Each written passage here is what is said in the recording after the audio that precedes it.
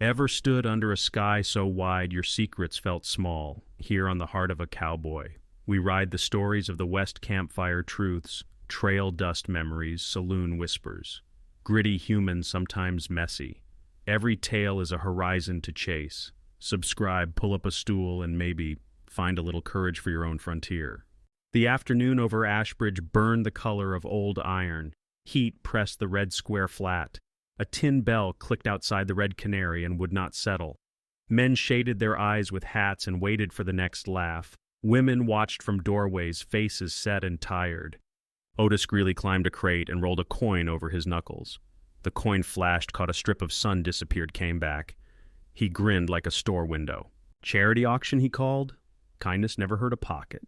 Beside his crate, a wagon stood with its boards sun-bleached to bone. 4 women clutched the rail. One stood a step behind them, a gray veil tied under her chin. Her dress was plain. Her boots were too small. Dust marked her hem in a tide line. Otis tipped his hat to the veil. "We have us a lady in need of fresh luck and steady hands. The Lord loves a homeboys." Laughter rolled and died. Boots scuffed. Someone tapped a bottle against a wheel, spoke until the sound turned thin. Mara Quinn did not look up. The veil touched her mouth with every breath. She kept her hands still. She had learned that stillness takes less from you than shaking. "Let us not be shy," Otis said. He let the coin hop across his fingers. $5 to start a life. Silence moved in slow as a shadow. A horse flicked flies. The bell at the Red Canary clicked again, a nervous heartbeat. 4, Otis said. 3, 2. "Gentlemen, I'm embarrassed for your mothers." A voice near the back pitched low. "Show her face." Otis laughed. Now, a decent man knows when not to ask." Mara tasted copper. Dust had a way of finding the tongue. The veil warmed her breath. She thought of cool rooms and the smell of wet wood. She thought of nothing and kept breathing. "Come on," Otis said. "We are wasting daylight. A wife costs less than a mule and eats quieter." The men liked that. It gave them permission. Laughter scattered thin and easy. The sheriff stood in a doorway across the square. Cal Mercer had his hat tucked under his arm. He looked older in the heat. He watched the crate, watched the coin, watched the veil. No one moved. A chair leg scraped stone. A man rose from the shade near the trough. He had dust on his coat shoulders like salt. He rolled his hat in one hand, not fidgeting, just holding it. "I will take her," he said.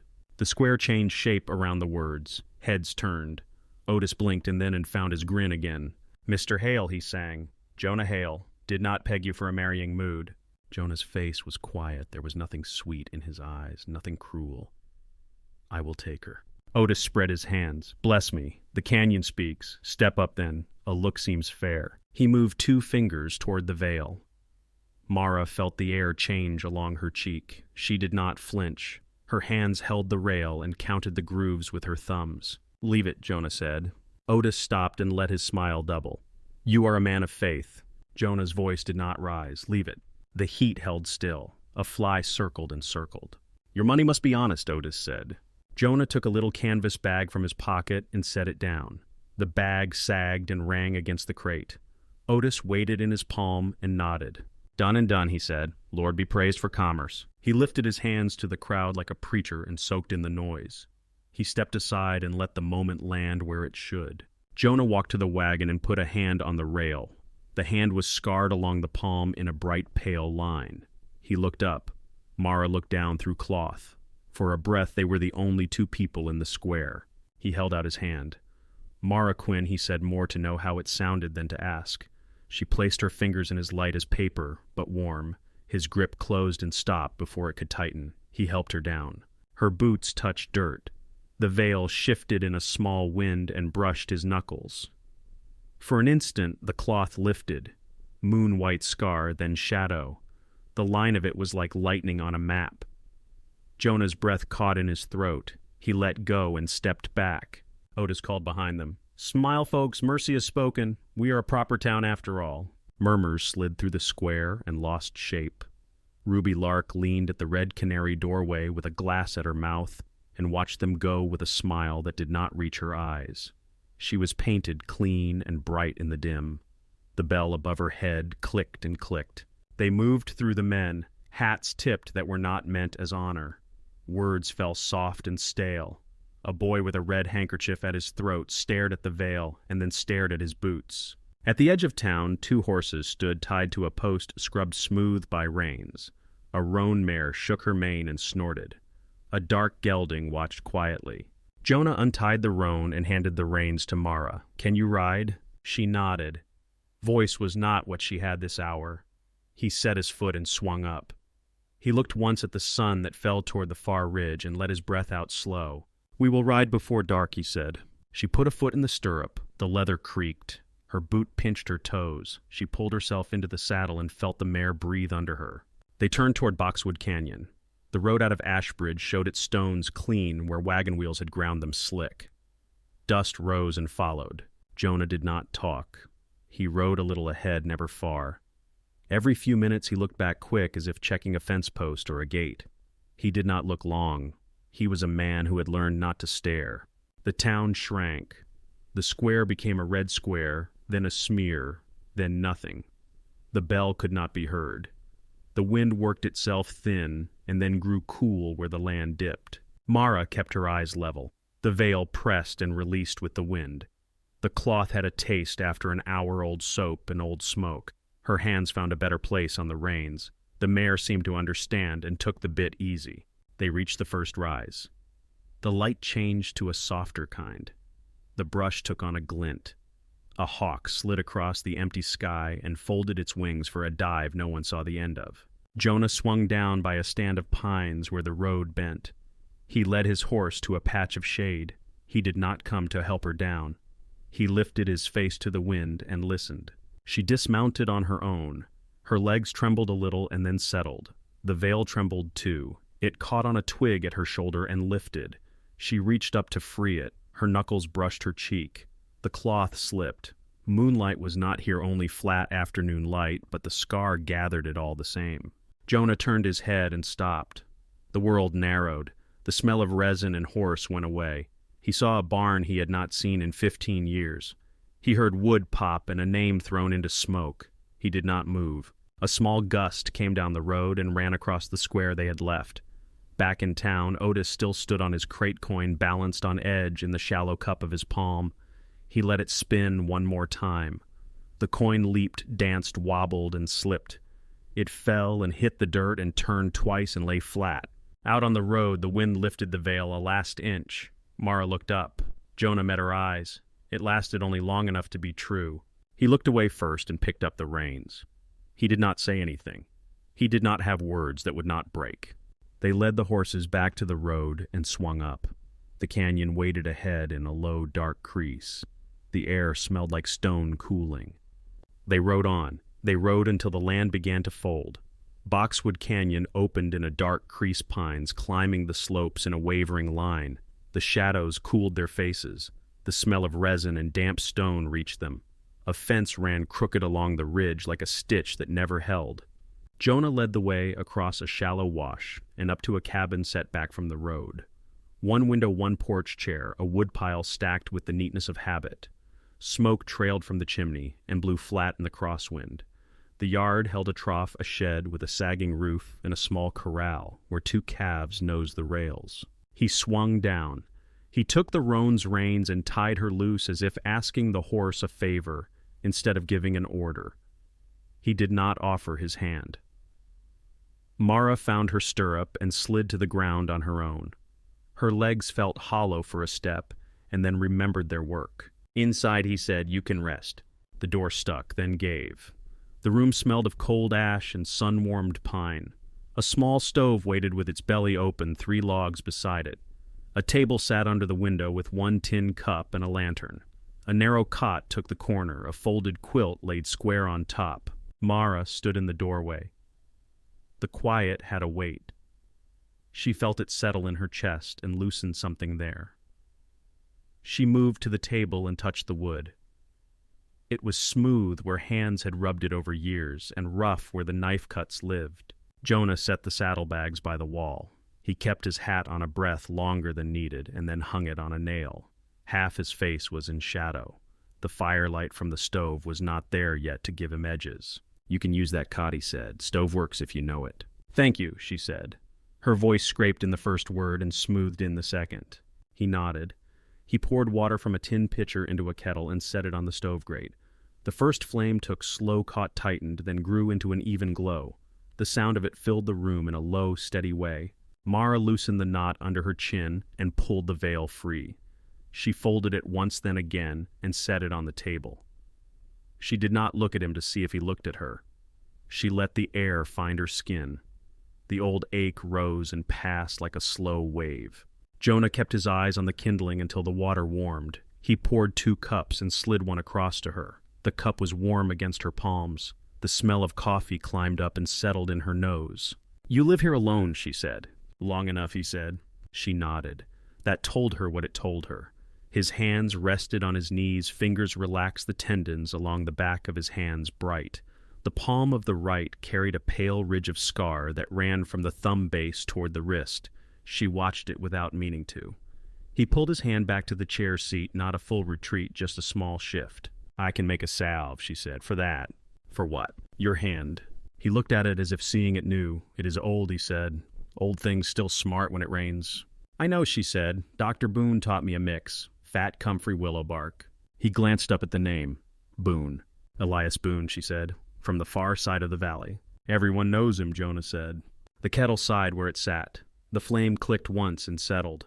Outside, a branch rubbed against the cabin wall like a slow saw. He stood and went to the door. "I will see to the horses." She listened to his boots cross the porch and drop to the yard. The voices in the yard were all rope and breath and leather. She let herself sit on the cot, then lay back with her boots off and her feet on the quilt edge. The ceiling boards were dark where smoke had stained them over winters. A nail head caught the light and looked like a tiny eye. By the time he came back in with the last of the light behind him, she had set a small bundle of herbs on the table. He closed the door and watched her mash the leaves in a small bowl with the back of a spoon. The smell of green rose and lived just under the coffee. "They help burn," she said, not lifting her eyes, "and old pulls." He sat across from her and set his right hand on the table, palm up. She hesitated, then pressed the mix along the pale ridge. His breath changed by a shade.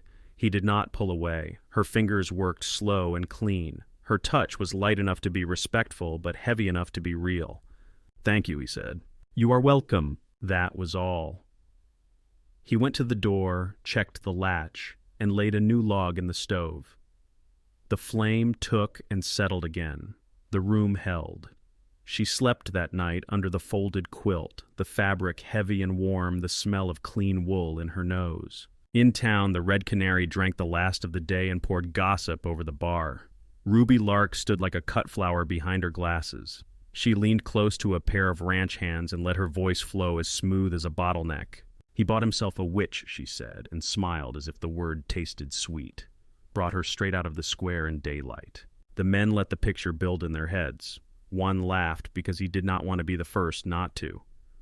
Someone else tapped his glass on the wood until the barman frowned. The bell outside clicked in the night wind and then stopped. Sheriff Cal Mercer sat with one boot up on his desk, a folded paper at his elbow. He lifted it and read the lines again. Jonah Hale's hand was there in each letter, plain and steady, working the north line. "Do not send anyone." Cal rubbed at a crease in his brow with his thumb. He folded the note and slid it into his vest. The lamplight turned the office to amber and cut the corners off the worry in his face. On the road out of town, Dr. Elias Boone sat his mare steady and let the animal pick the clean places. He had a bag tied tight and a scarf around his neck against the thin cold. The stars had come out in a scatter not yet clear. He stopped at the top of a rise and looked toward the canyon. He could smell rain that had not fallen yet. Back at the cabin, morning came in a pale sheet. Jonah was up with the first light. He sharpened a knife by the window, the scrape of steel, to stone a steady rhythm. Mara turned on the cot and sat with her feet on the floor. Her hands were clean. Her hair was tied back. She watched the way his shoulders moved and thought of work that did not complain. He stepped outside to the yard. The split logs waited. He lifted the axe and set the blade to the grain. The cut sounded clean. The breath from his mouth hung in the air, then vanished. His shirt pulled along his back in the swing. When he carried the wood in, she had set out the tin cup and a plate. He did not say anything about it. He drank and set the cup down where she had put it. Later, she walked the small yard and touched the fence rails. The north run gave under her palm. She pressed and felt the post move in the ground. There was water there from a seep, a slow bite into the soil that made the post lean. She set her shoulder to it and did not move it far. Jonah came to her side without a word and pushed it back just enough to feel less wrong. "Needs a brace," he said. She nodded. By noon, a cloud line lay along the distant peaks. The wind shifted. It brought a thread of cool from the higher ground. Dr. Boone rode through the lower gate and lifted a hand. Jonah met him by the corral. Mara stood back by the porch with the broom in her hand and watched. "Stop by to check on my fools," Boone said. He leaned from his saddle and scratched the roan behind the jaw. "They think I am the only man in the county who knows where the salt is." "They would be right," Jonah said. Boone looked past him to the ridge. "You will get a storm early this year, the kind that rattles posts." Jonah's eyes moved to the north line. "I know." Boone tipped his hat to Mara. "Good morning, miss." "Good morning, doctor," she said. The broom waited at her hip. She could feel dust on the back of her teeth. She smiled with only the corner of her mouth, the part that let her be a person and not a picture. Boone studied them both with the quickness of a man who had done this for a lifetime. He saw the way she held herself without apology. He saw Jonah's right hand open and close once slow. He made a small sound in his throat that might have been approval and rode on. That afternoon, the sky turned a shade lighter and then darker, though the sun was still up. The wind ran down the canyon like water over stone. It lifted the veil where it lay folded and dropped it again. The cabin made a sound in the wood that was not a complaint, only a notice. Mara took in clothes from the line and hooked the last clothespin into the pocket of her dress. When she turned to go inside, the wind pulled at her hair. It tugged at the loose corner of the veil set on the chair by the door. The cloth slid like a soft fish and fell onto the porch boards. She picked it up and held it for a long breath. Then she set it on the table inside and left it there. Evening pulled color out of the world and put shapes in place of shine. Jonah came in with dust on his sleeves and a tired grace that did not need explaining. He set a coil of rope by the door and checked the latch. It gave a little under his hand. He turned the screws with his fingers and set it better. He tested it again until it felt right. They ate without ceremony. Bread, coffee, a bit of cheese he had left. The stove clicked and breathed. The room smelled of warm iron and wood and a sweet trace of whatever had grown where the boards had once been a tree. After the plates were cleared, Jonah stood by the door and listened. A branch touched the roof. The sound slid along the planks and moved on. He opened the door a crack. The air had the cold of higher places in it now. He shut the door and set the bar into its notch. Mara lifted the quilt to fold it from the foot of the cot. The hem had torn at one corner. The tier was small, a bite half the length of her little finger. She ran a thumb along it and laid the quilt flat. She heard the soft scrape of needle and thread later that night when the stove gave only a glow and the lamplight was small. She did not say anything about it in the morning when she found it mended with a careful hand. Rumor found its way up the canyon on boot soles and through fence talk. A boy from town stopped at the corral to trade news for a carrot he fed to the roan. He said Ruby had told the drummer from Yuma that Jonah's woman could sour milk with a look. He said folks whispered when they passed the office with the sheriff's lamp burning late. Mara heard it like she heard the wind. She let the sound pass and land where it would. Jonah spent the day along the north fence. He cut a new brace and set it deep. He watched the post settle into a steadier stance.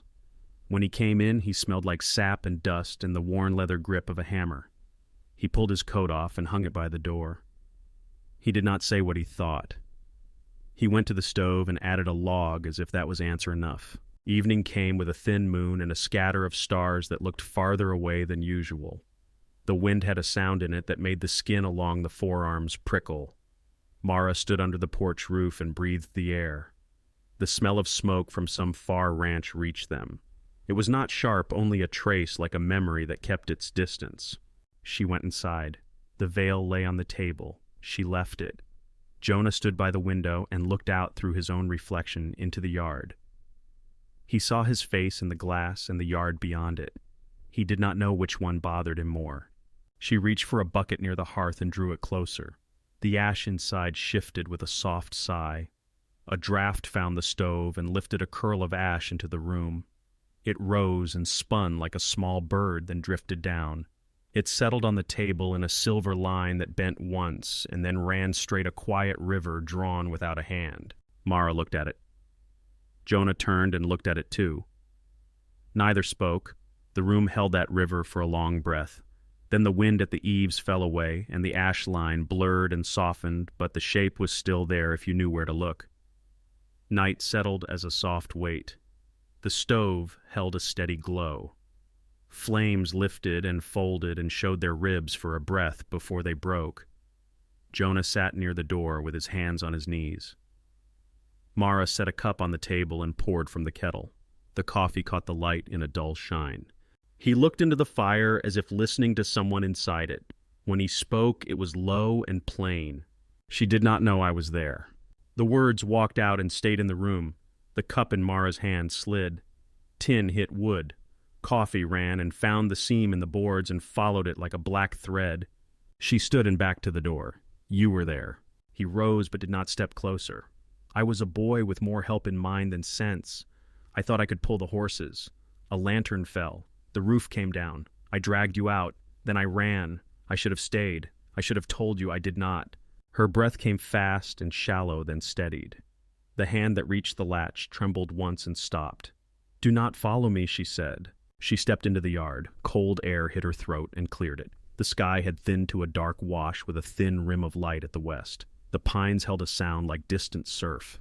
She crossed the yard and the road and walked through the low brush where rabbits ran at night. She did not run. She let her boots find the firm places by memory she did not know she had. Behind her, the cabin door opened and shut. Jonah stood on the porch with his hand against the frame and his head lowered. He took it away and went inside. He did not light the lantern. He sat with his back to the wall and listened to the wind push and ease. Mara reached the river, where the land let go of its own weight. The verde ran brown from spring melt. It carried twigs and a wash of ash from old burns up canyon. The bank gave a little under her heel and held. She went to her knees. She cupped water and let it run through her fingers. It was cold enough to bite. She cried without sound. The sound was in the river. It kept her company without asking questions. Hoofbeats came slow from the road. Jonah brought the dark gelding down the slope at a walk and stopped a few paces back. He left the reins loose and raised his empty hands. You should not be near the bank, he said. It breaks easy. She did not turn. So does a life. He stood without moving. His coat took the wet as if it deserved it. His hat sent a thread of water down his cheek. He took it off and held it in front of him. I did not mean for any of it, he said. You meant to be a hero, she said. Then you meant to be a ghost. I meant to be gone, he said.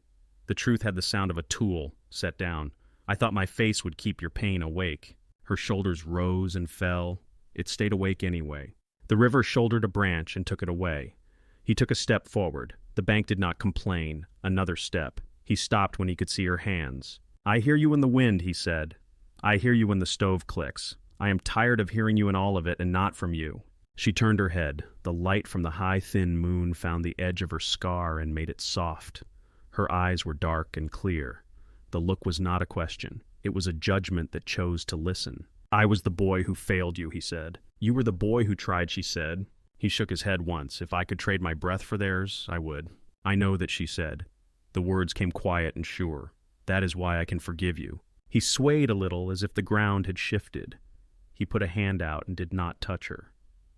She bridged the space and set her palm against his. His skin was cold and rough.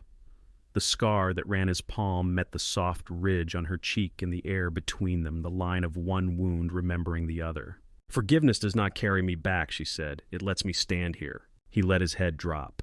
His shoulders shook once and then held. He did not make a sound that would turn this into something else. He only breathed. The rain that had been in the air all day came at last. It was light and even. It laid a sheen on the rocks and turned the river's voice to a lower note. Ash that had gathered in a quiet curve along the bank slid into the water and vanished in swirls. Mara lifted her face to the rain. She let it sit on her skin and chill the heat under it.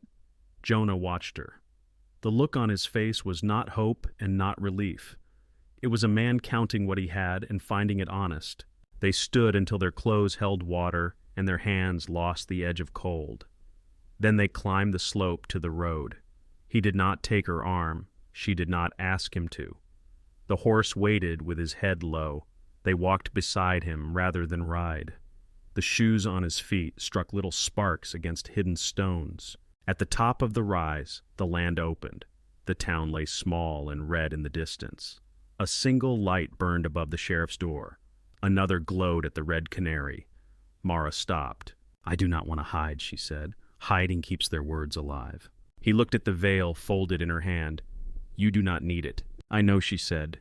They reached Ashbridge by late morning. The square was the same square. The bell above the saloon clicked in a nervous way as if it had not slept. Ruby Lark stepped out in a dress the color of a cardinal.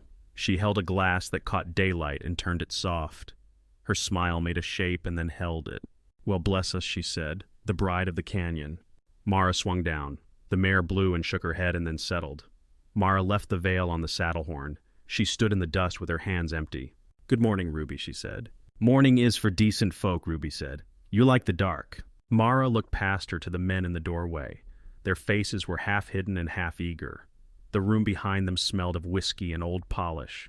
The taste of dust woke again in her mouth. She swallowed it and spoke. "I know the dark," she said. "It lives where we put it." The men did not laugh. Their eyes shifted and found other things to look at. Ruby's smile dimmed and came back thinner. "I hear you sour milk with a look," Ruby said. "That is a useful trick." "I cook fine," Mara said. "Milk sours on its own if you forget it." Sheriff Cal Mercer stood at the corner of his doorway. His hat was in his hand. He did not make a speech. He only watched the way the square breathed. Dr. Boone crossed from his little office, a towel at his shoulder. He nodded to Mara as he passed and set the towel on a nail by his door. "She speaks true," Boone said. He did not look at Ruby when he said it. "I saw her rise from what killed others. That is what I saw." A woman from the bakery came out with flour on her apron and a loaf in a cloth. She paused and then stepped forward and held the bread out. Mara took it and met her eyes and gave a small nod that said enough. Ruby looked around for the laugh that would make the air hers again. It did not come. She lifted her glass and drank as if it did not matter. The bell above her head clicked twice and then stopped. Mara turned to Jonah. He sat his gelding with his hat at his knee. His eyes held a weight that was not sorrow. It was care. She did not need him to speak to know it. He did not speak. She took the mare's reins and set her foot for the stirrup. The town made a space without words. She looked once at the Red Canary sign and then looked away. Her scar took the sun and held it without apology. They rode out together. The dust from their horses laid itself down quick. The sound of the bell faded with the roofs. The air by the river smelled of wet stone and young grass. A line of cloud rested along the north like a long thought. The wind shifted so that the pines answered each other across the canyon and then fell quiet. Morning came with the clean smell of sap. The sky was a hard blue. The canyon threw back a thin echo with every hammer strike. Jonah carried a beam on his shoulder and set it on sawbucks. Mara stood with a box of nails at her hip and a length of twine around her wrist. The half-framed bay of the barn waited like a rib cage. A robin watched from the fence post and flicked its tail. They worked without talking much. He measured and set. She held the plank square. The hammer made a rhythm that steadied all the small things underneath. Sweat lifted the dust on his neck. Her palms grew warm and clean with the resin that bled from the cut wood. He stopped to check the north run.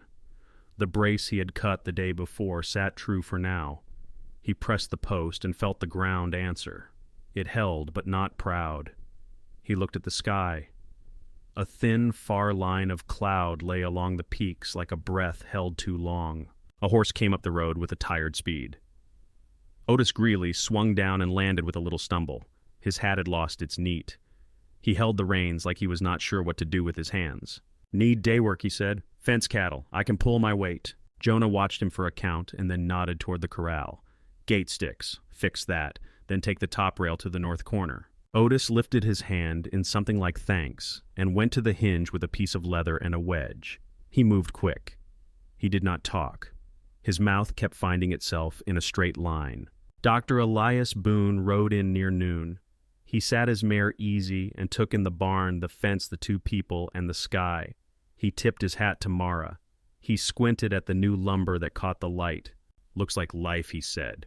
"You two keep at it. The edge of a burn grows back first. You will see green where you expect black." Jonah drank water from the dipper and passed it to Mara. "We have seen a little," he said. Boone turned his face to the breeze. "Smell that.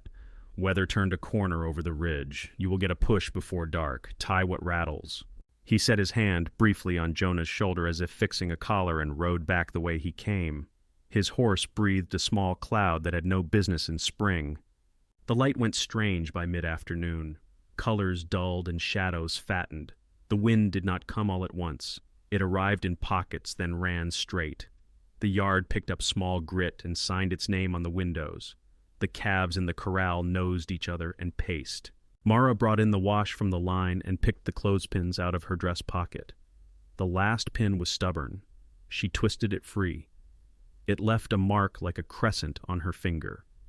She held it and listened. The canyon made a sound like a long breath pulled through teeth. Jonah saddled the gelding without speaking. He checked the cinch twice. He went to the north fence and walked along it with a coil of wire over his shoulder. Otis met him at the corner with the top rail on his back. The man's face was red under the dust. He set the rail down and braced his hands on his knees.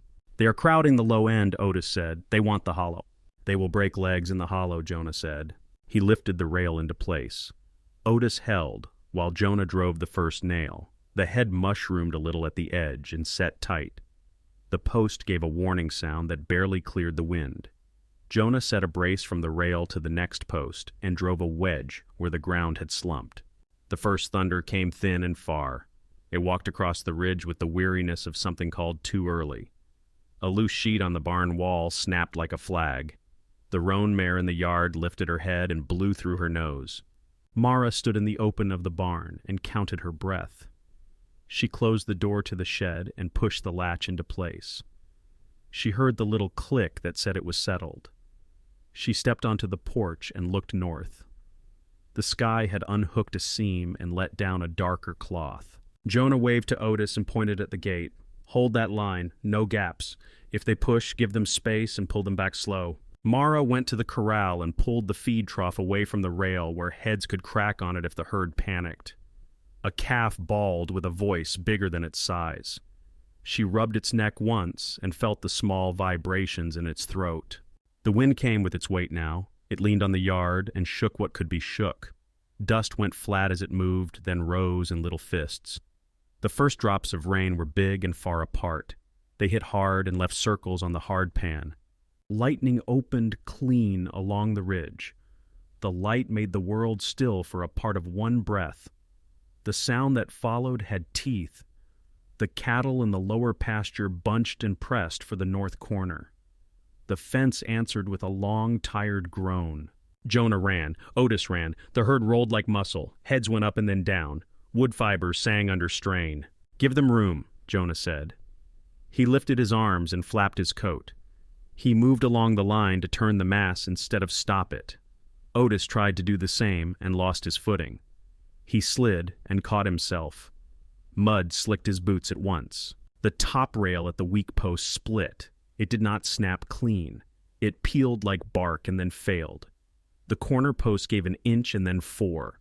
Jonah saw the break the way a reader sees the end of a line. He went at it. He shoved Otis out of the way with a shoulder. He put his own shoulder under the beam that tilted down. For a strange, tight moment, it worked. The beam took him and paused. He felt the weight and heard the wood around him argue. The next flood of bodies took that argument away.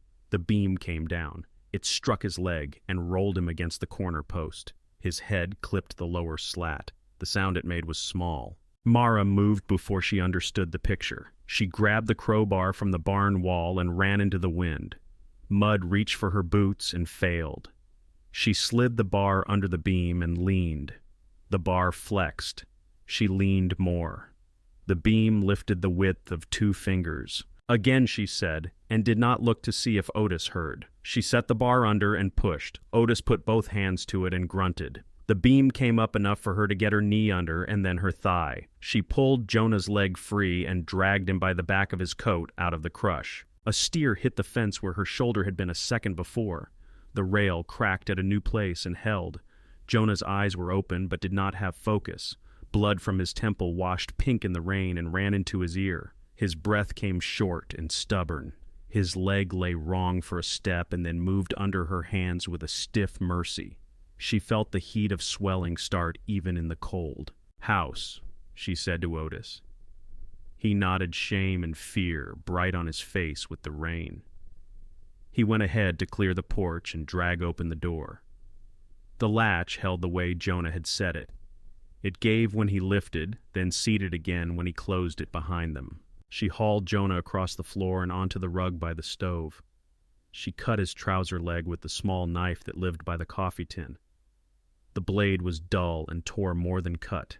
She tied a scarf tight above the bleeding and set a strip of clean cloth to the head wound. The blood slowed when the pressure held. She listened for the sound of his breath and counted. "Boil water," she said. Otis moved at once. He fed the stove and set the kettle. He found the small bundle of herbs on the shelf and looked at her. She nodded. He did not ask which. He brought what he found and laid it out. Comfrey, willow, honey in a little jar. She crushed and mixed and handed him the bowl to hold while she wrapped the poultice to his calf with a strip of sheet. The room smelled like wet wool and iron and green. The wind pressed against the walls and let go and pressed again. The roof made a deep sound that revealed where each nail sat. The latch at the door clicked and did not lift. Jonah opened his eyes and then closed them, then opened again. He found her face and tried to speak. She put 2 fingers to his mouth. "Save it," she said. "Breathe." His hand searched and found the hem of her dress. He curled his fingers in the cloth like a child. His breath counted slow, then steadied in a rhythm she could match with her own. She pressed the clean cloth to his temple and felt the warm leak under it change to a mere damp. When the bleeding had slowed, she heated a needle in the flame and let it cool to a safe heat. The light shook a little with the wind, but stayed. She set the point to the skin and made the first stitch.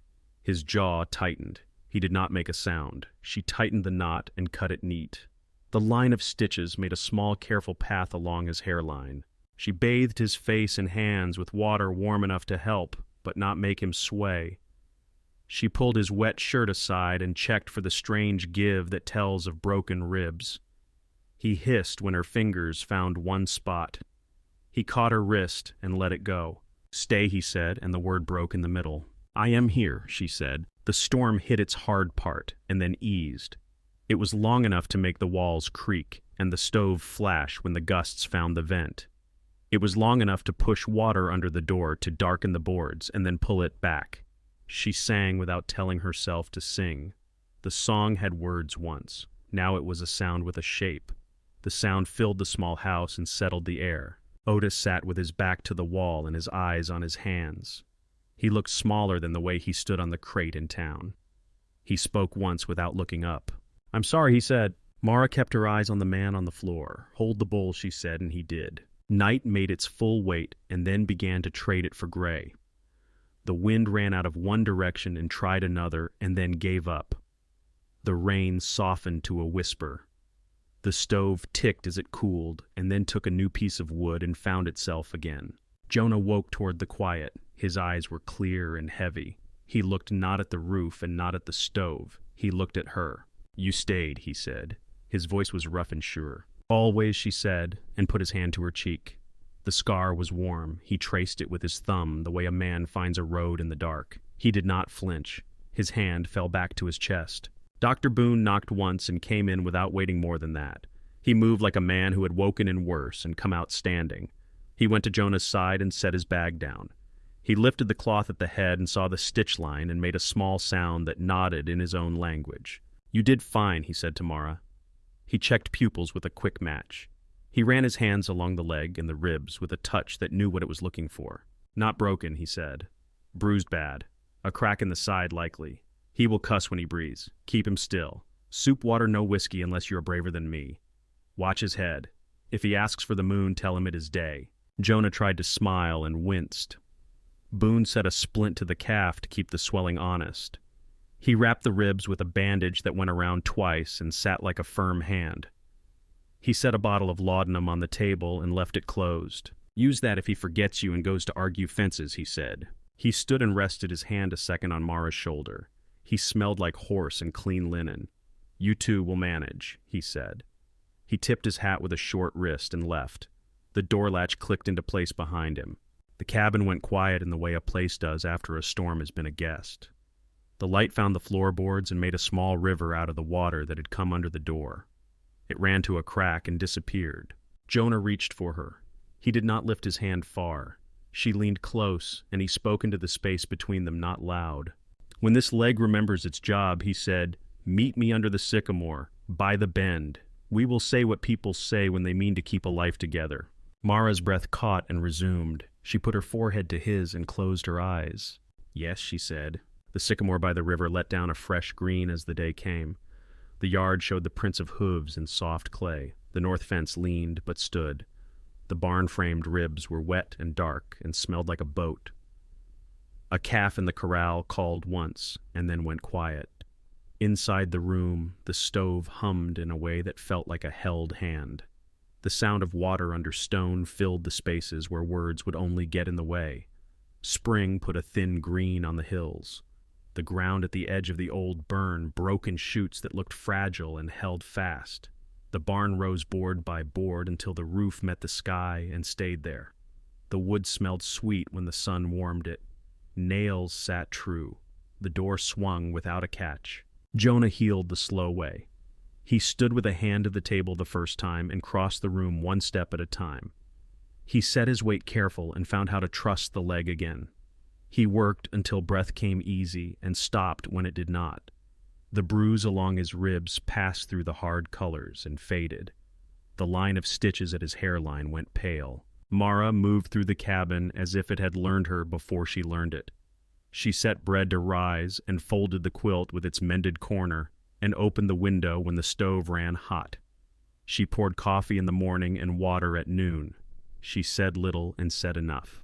When he tried to lift more than he should, she rested her hand on the board he held, and that was the end of that. Sheriff Cal Mercer came up the road with an easy seat and a small bag of nails tied to his saddle.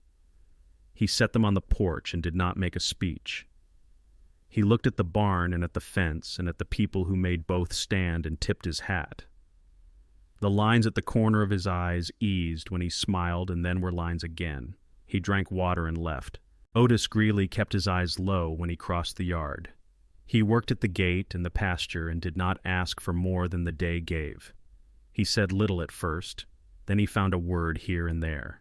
He brought a length of good rope he had saved in his own shed and set it by the door without a name on it. Ruby Lark came once near dusk and stood in the yard with the light behind her so you could not read her face. She held a small stem of white that had bloomed up by the creek and set it on the porch step. She looked at Mara and at Jonah and at the barn. She did not say a thing. She walked back down the road with a different pace than she had used in town. Dr. Boone rode through and checked the set of Jonah's leg with the same hands he used for a colt. He touched the ribs and nodded and said to breathe careful when laughter came. He looked at the green along the fence and pointed with his chin. "Told you," he said, "the Edgewakes first." The day of the sycamore came without a plan to name it. Morning was clear and kind. The river slid by with a sound like cloth pulled smooth. The tree at the bend lifted leaves that had not been there a week before. The bark held a pale shine where old skin had flaked. Jonah walked with a light favor and did not hide it. He wore a clean shirt and the old vest that sat right across his shoulders. Mara wore a dress she had sewn with a steady needle. The seam at the waist was straight. The hem carried the dust of the yard, and she let it. Sheriff Cal stood near the trunk with his hat in his hands. Dr. Boone tied his mare to a willow and leaned an elbow on the saddle. Otis stayed back by the fence with his hands folded, as if a church had found him standing there. Ruby stopped where the grass started and held herself inside a quiet that fit. They faced each other in the shade. The river moved so close you could hear the stones shift under it. Jonah took her hands. His palms were warm and scarred and sure. "I thought my days were made of one night," he said. "I see they are not." Mara looked at him and did not look away. "I thought no one would see me full," she said. You do. Cal cleared his throat in a way that was not to be heard. He smiled without showing teeth. Dr. Boone bowed his head as if someone had spoken a prayer he knew. A leaf let go overhead and spun once and settled at their feet. They kissed, and it was not a show. It was a promise made with breath and the space between them gone. The wind moved through the tree and turned light into a pattern that played across their faces. The smell of water and leaves and clean earth stood with them. They walked back to the yard with the small group around them and then without it. The barn shone where the sun touched the new boards. The fence held true along the north line. The roan grazed by the trough and lifted her head to watch them pass. A calf lay in the shade and chewed and did not bother to rise. Maribel from the bakery had sent a loaf wrapped in cloth that still held the warmth of the oven. It sat on the table under the window with a note that said, "Only for you." Mara broke the bread and steam rose. Jonah set his hand over hers for a moment and let go. Evening laid gold over the field and then took it away by slow degrees. They sat on the porch with their boots on the step and their shoulders touching. The yard had the clean look a place gets when work has been honest. A jay scolded from the cottonwood near the gate, then lost interest. The last light set the water on the river to silver. Mara listened. The world answered with the soft sounds that stay after a hard season. She felt the weight in her chest that had lived there for years, settle lower, then settle more, then rest. "Listen," she said. Jonah did. The quiet was not empty. It carried the stove tick far inside the river, outside the breath between them, the soft shift of a horse in the yard. "Silence," he said. "Peace," she said. He let his hand find the ridge of her scar and rest there. She turned her face into his palm and closed her eyes. She did not hide. He did not look away. A light wind lifted across the roof and slipped under the small places where shingles met. Somewhere in that thin place a gray fleck left the wood and took the air. It rose into the last light and turned once and drifted out over the yard. It crossed the fence and the small band of green and reached the river. The water took it and did not mark the place. The surface ran smooth and went on. Thank you so much for listening to today's story. If this story resonated with you or made you reflect, I'd love to hear your thoughts, so feel free to share them in the comments below. And don't forget to subscribe and hit the notification bell so you won't miss the next story.